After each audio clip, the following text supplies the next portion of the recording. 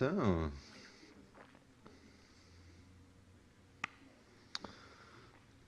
let's talk about, from my point of view, a bit more advanced things. So in the first part, I want to talk about loop scheduling, some of the things we already mentioned yesterday and 2 days ago about collapsing loops and how to partition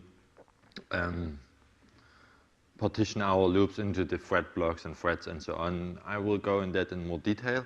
And then afterwards, if we have enough time, if I do not spend out the first session too long, I would just show you really quickly how to do it with, in CUDA we call it streams, so we do dependent tasks, then we can asynchronously schedule our tasks and do maybe also overlap them in a nice way. So I also have a short reminder at the beginning.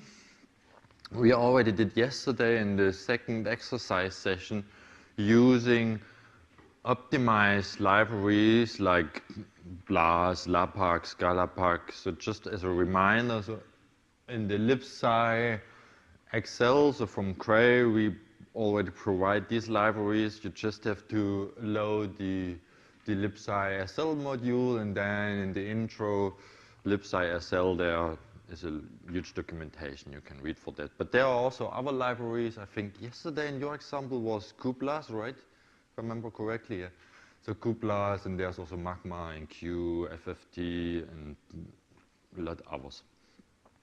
How to use them, we saw yesterday just on the slides as a reminder. So in OpenMP, you use these use device pointer in your target region before the library call, and in OpenACC it's similar, you just use the use device directive. That's short, fast.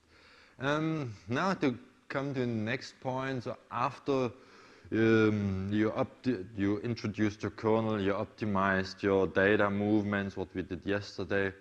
For this you have to understand, we want to also now optimize the scheduling of the kernel, and therefore we need to understand how the hardware works. And I mean, Vasilos already gave an overview how the hardware looks like. That is just as a short reminder to bring that back in mind.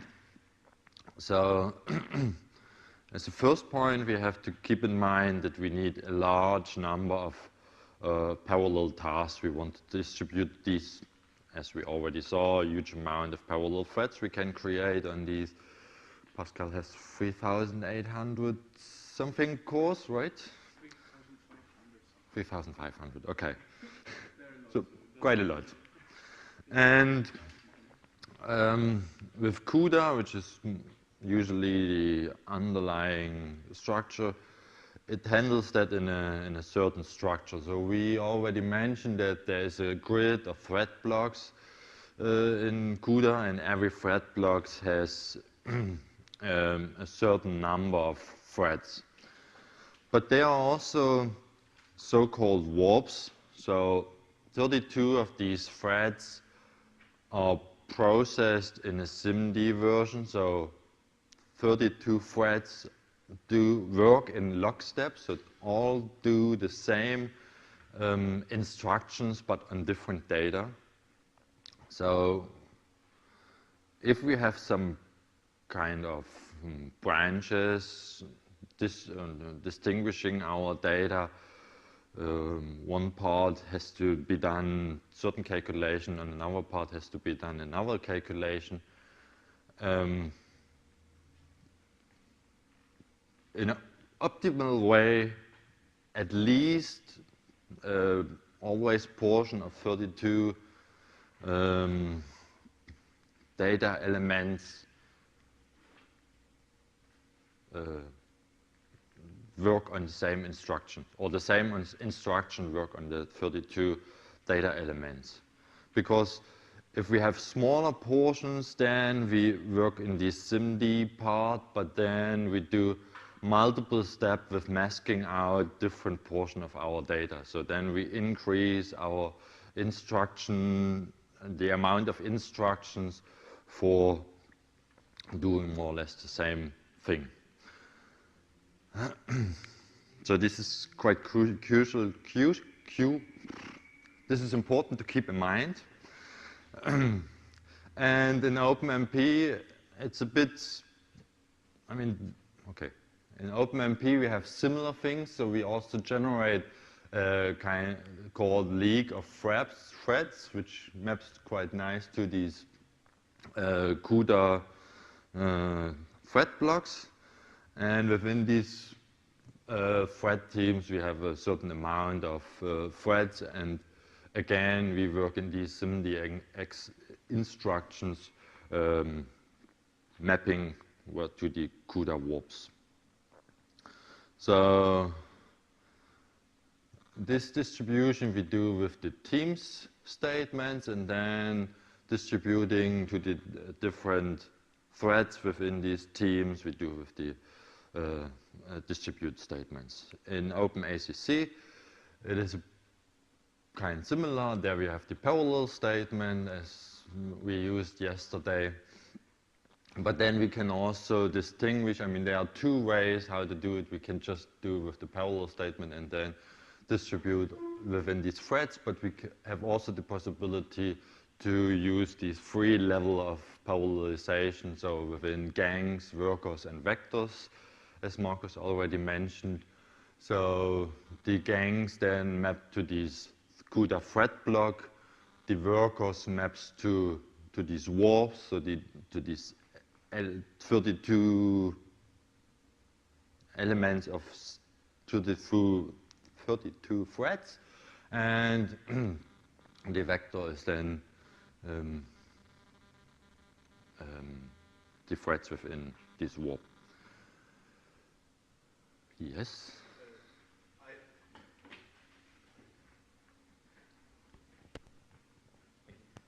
From the second point, I don't understand the last 2 points.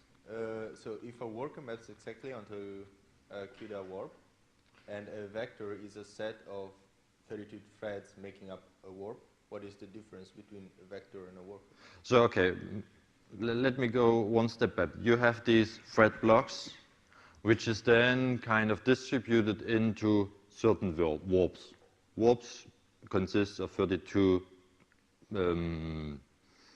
threads in that sense. So you have a certain amount of warps within there, and within the warp you have 32 threads. And with these three clauses, you distribute to these three levels of parallelization. So in the gang clause, you parallelize within to the thread blocks. With the worker clause, you parallelize to the warps. And with the vector clause, you parallelize within one warp. Okay? Just a quick, an additional thing. This is also related to the compiler. So it's, I think, for the PGI, worker is equivalent for vector, right? The clause. Or used. No, they are not equivalent. Okay. Okay, then probably in other version. I don't remember. Default sizes and things are different between two compilers, but there's not an equivalent between worker and vector. Okay. Okay. But your point is also right. The standard defining the whole thing is a bit how to say that? Not explicit. So each vendor, each compiler can implement that in its own way and could vary from compiler to compiler. In that sense, it's, as we already mentioned, it's always useful to see the compiler feedback, what is really done within the compile time.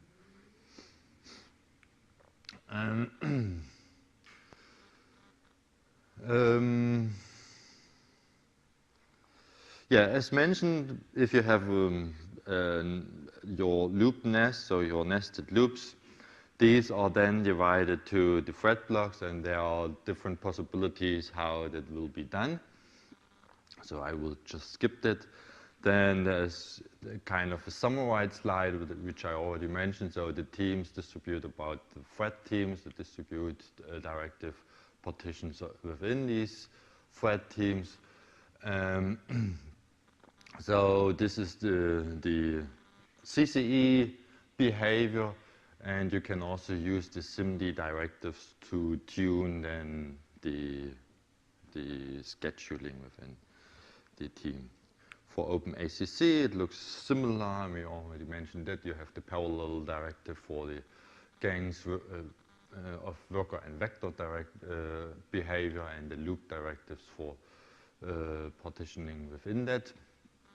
And as Marcus already shown, you can use these gang, worker, and vector clauses to really specify yourself how you want to distribute your huge amount of tasks to the different levels of parallelization.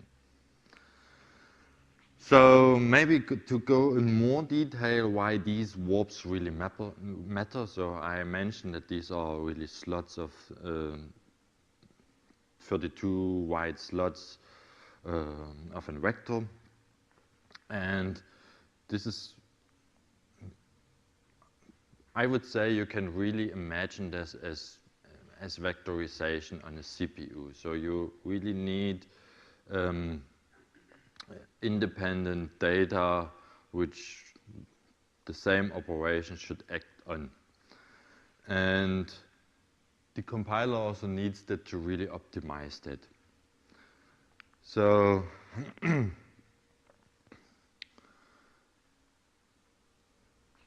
okay, I just want to mention here that, okay, we can then optimize our operation with this vectorization, but in the first point, we need to think of the data movement, since I would still say this is more crucial than the scheduling itself. And still, if we also see that our kernel vectorizes well, that could be surprisingly slow, and that's what I will show you in a second, some reason why that could be. And just to remind you, the runtime commentary, so for the blocking, we saw that already yesterday enough. And then I also want to mention the coalescing, and I just want to jump to the examples for these two things. So for the vectorization, for example, could be that that the compiler could not vectorize because you maybe have some dependencies here in your loop, and in that case, you could easily help the compiler vectorizing by changing your code, like just removing these dependency here of variable I, and just replace it by the real loop counter itself, and then the code, the compiler could vectorize it. In, I would say, many cases, it's more or less simple, and even with the runtime commentary, the compiler tells you why it could not vectorize, so you can act on that.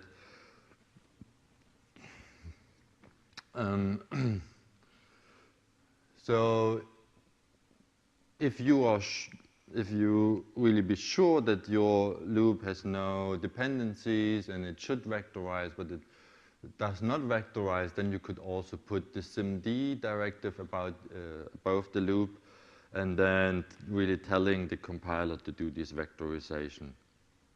But you really should then check for correctness of this of your computation. And when you do that, remember, if you have any reduction clauses, you should repeat them with the SIMD directive. So with OpenACC, it's similar, but there you then should put the the ACC loop vector directive. And another point is, if you have a nested loop, maybe it's vectorizing, but it performs not well because the loop sizes are not efficient for in that case, the underlying hardware. So here, for example, if we have a really small inner loop here, which is maybe shorter than 32, I mean, shorter than a length of 32, let's say 8 or 10 or something, or maybe also 20, then we cannot perfectly map to one warp. So there's no nicely mapping to the SIMD operation, right? But maybe our outer loop is big enough to really fill the whole GPU with enough tasks, but it will not work out well since the inner loop is distributed over the SIMD direction. So what to do, and that we mentioned yesterday, I mean, one thing is that you can put the SIMD directive above the outer loop and parallelize that one. What you can do also in the OpenACC with the vector class. But the downside on that,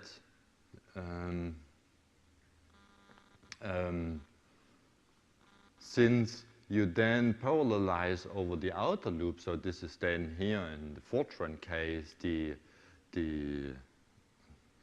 second index, not the first index, so the slower going index, you have no contiguous memory access anymore.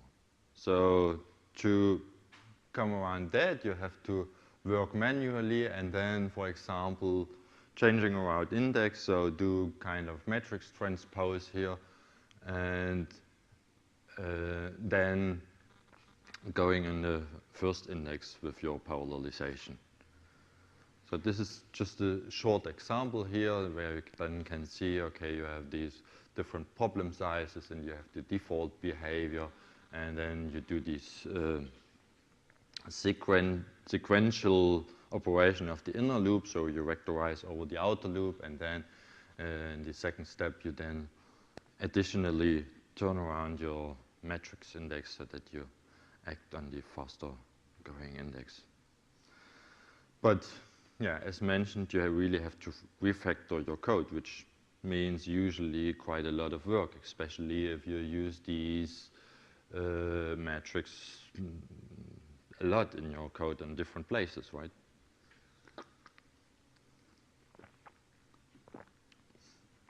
So what else you can do? I mean, if your code already is vectorizing, but maybe it still performs badly, I mean, from a first point, I would still suggest profile and look where it takes the most time.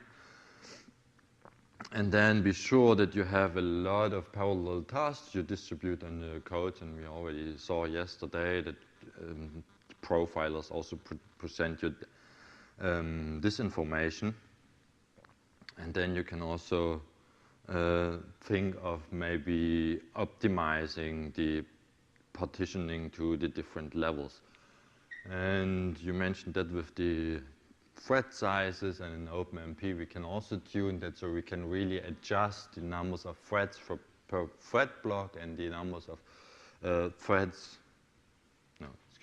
we can adjust it by the numbers of threads block we want to use and also the numbers of threads within the thread block, and therefore we have the two clauses called thread limit, which has a certain value, so the default is here then 128 to set the numbers of threads per thread block, and in num teams values to set the certain amount of thread blocks. OpenACC, it's similar, and that's what you mentioned already. There we have the vector length and the num gangs, which is then which maps to the our behavior I showed in the OpenMP statement. So I already mentioned if you have these different sizes of also of the inner and outer loops, so for example a really short inner loop but a really big outer loop, or also the other way around, you have a really big inner loop but a short outer loop, the total amount of of tasks you have within this loop cycle is quite huge to parallelize it over the GPU, but the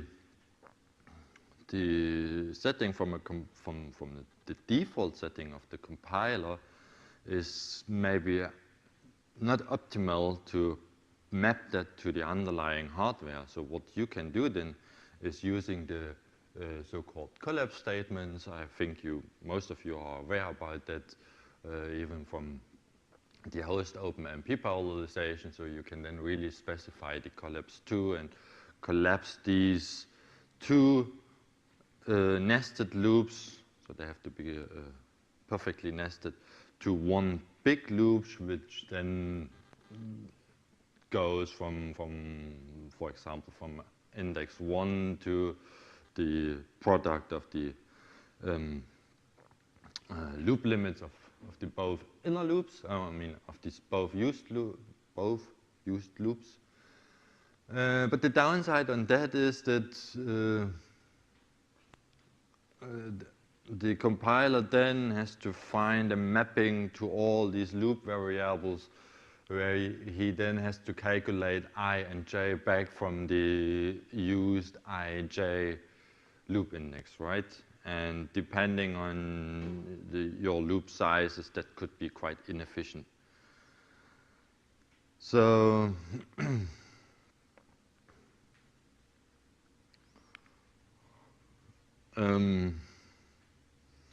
yeah.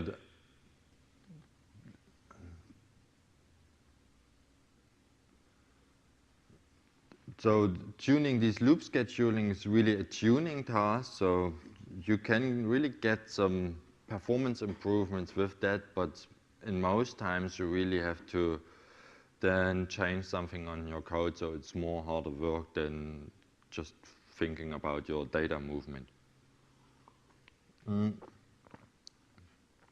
I have here in the next slide some short case study, but due to the limited time, I would like to just skip that and then maybe also have some more time for more questions. So I would just jump over that. I mean, actually, it's just using things I used before. So adapting the numbers of threads and the numbers of threads and blocks and collapsing loops and so on. And to conclude the first session, I just want to remind you that it's really, if you want to optimize your application, you should really first think about data movement, which usually brings the most speed up. Then really check if you cannot, or really check if you could maybe use already optimized libraries, and then really ensure that your loops really vectorize. I mean, that will also help your code in a pure CPU version. And then just consider maybe data reordering for helping vectorization and loop scheduling and collapsing and all this stuff. And then far later, if you really have too much time, then you could really consider much more advanced stuff like really hand coding CUDA. And yeah, my golden rules for performance tuning: really profile your code, optimize the real problem. So, I mean, we yesterday did with the Himeno benchmark really a short, I mean, a simple problem, but also with a small problem size, with a small matrix size. And we realized when we changed to bigger matrix sizes, also the problem changed. I mean, the behavior changed a bit. So really use also test cases for your application, which represents your real production then afterwards. And by profiling at the beginning, really concentrate yourself on the really important things, on these parts in your code, which really actually takes the most time.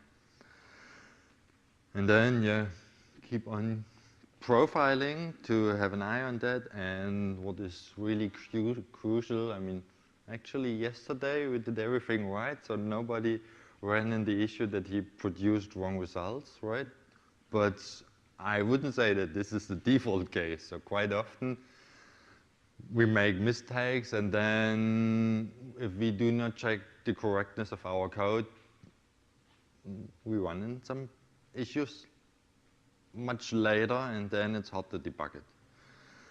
And yeah, and the last thing, know when to start. So, I mean, the first steps maybe get a huge improvements, then optimizing more and more, you get maybe some more improvement, but it's getting smaller and smaller, and at a certain point you need maybe a lot of time to get 5% more improvement, and then you really have to think of, is it worth to do that?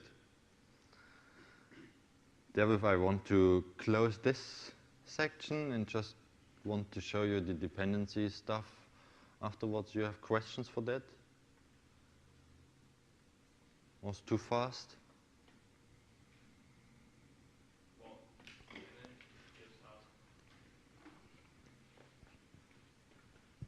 So you showed how to specify how many threads will be in teams, gangs, and all these vectors. Mm-hmm. But in usual OMP, I can also say how it will be scheduled dynamically, or I want like 10 iterations being set to each thread and so on. So is it also possible here or not? Excuse me, I did not get the question.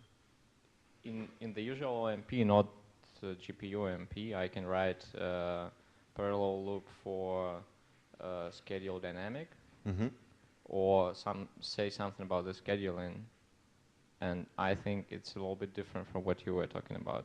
Because there, I think it sends like, let's say, I can say I want 10 iterations to be sent to the thread. When it's done, it will come back and ask for another 10.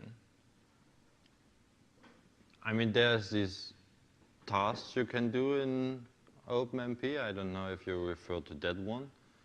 That's what I want to show in a second. But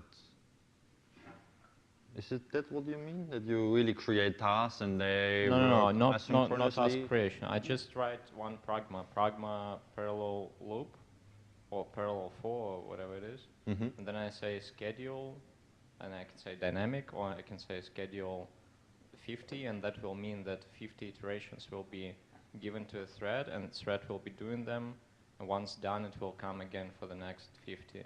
I mean, here you do it more indirectly. You really have your, let's say, loop counts or different tasks you want to do, and you specify how you want to distribute them with the amount of threads per thread block and so on.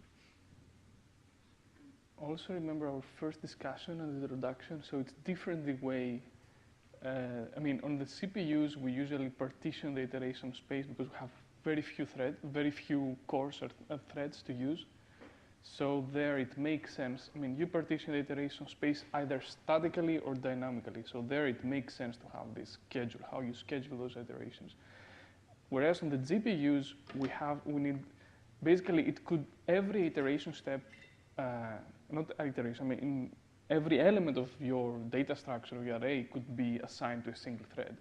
So the parallelism is much, much higher, and it doesn't have, the scheduling is basically by default kind of dynamic because this is handled by the hardware.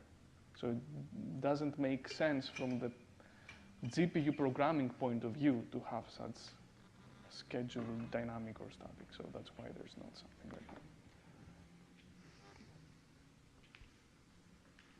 More questions? Reminder at the beginning, we already did yesterday in the second exercise session using optimized libraries like BLAS, LAPACK, ScalaPack. So just as a reminder, so in the libsci Excel, so from Cray, we already provide these libraries. You just have to load the libsci SL module, and then in the intro libsci SL there is a huge documentation you can read for that. But there are also other libraries, I think, blocks and threads and so on. I will go in that in more detail. And then afterwards, if we have enough time, if I do not spend out the first session too long, I would just show you really quickly how to do it with, in CUDA we call it streams, so we do dependent tasks, then we can asynchronously schedule our tasks and do maybe also overlap them in a nice way. So I also have a short today, in your example was cuPLAS, right? If I remember correctly. Yeah. So cuPLAS, and there's also Magma and Q, FFT, and a lot others. How to use them, we saw yesterday just on the slides as a reminder. So in OpenMP, you use these use device pointer in your target region before the library call, and in OpenACC, it's similar, you just use the use device directive. That's short, fast. Now to come to the next point, so after you introduced your kernel, you optimized your data movements, what we did yesterday. For this you have to understand, we want to also now optimize the scheduling of the kernel, and therefore we need to understand how the hardware works. And I mean, Vasilos already gave an overview how the hardware looks like. That is just as a short reminder to bring that back in mind. So,